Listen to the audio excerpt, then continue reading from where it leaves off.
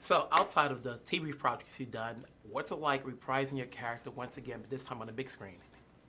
It's amazing, honestly. It's first time coming back to a sequel. That's a lot of fun. Figuring out how to make things different, raise the bar, make the stakes even greater, and give him some new challenges. Give him some challenges that he has to overcome. I think that was pretty special coming back to this one. Now you said raising the bar. So physically speaking, what did you do differently this time? I didn't. That's the crazy thing. I think I did it the same. If time, diet, exercise, and just being consistent with that. Only thing is, like, I'm older. I think a lot. That's really what the only thing I can really say is that I'm just older and my body's more mature. So like the muscle memory is there. I think the next time I get in shape, it's gonna hopefully be better than that. Now the first film was more about Adonis discovering who he is. What do you think the second film is all about? I think it's still discovering who he is. He took some major steps into climbing out of his father's shadow. I think now it's like on the tail end of that. I think at the end of this film, he's finally out of his father's shadow. He's made the Lambo leap. He's gotten over the hump in a sense. He still has some unfinished business. He still has some healing to do with the loss of his dad and the way in which he died.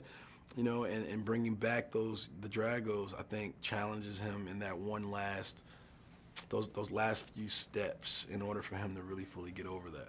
There's a lot of elements in this movie that speaks to a lot of people.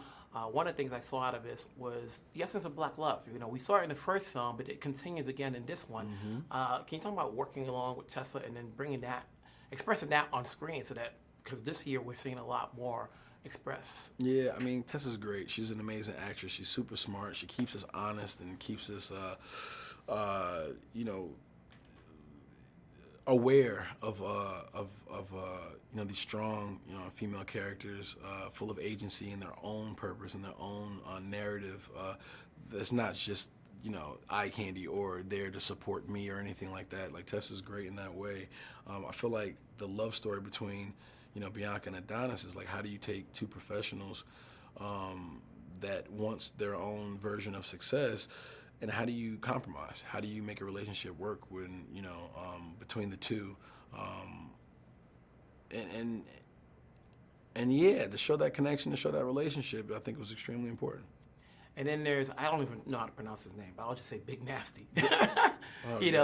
How many takes did it take before you guys got the fight coordinates right? How many takes? I mean, I feel like we pretty much got it before we started filming. I mean, we filmed a couple months. We trained for a couple months before we actually started filming. But I mean, bro, it would be some takes. We do it like 6, 7 times, and there'll be some we do it twice. Well, no, that's a lie. Steven will never let things just happen twice. It's a giver. It just varies. It varies. All right.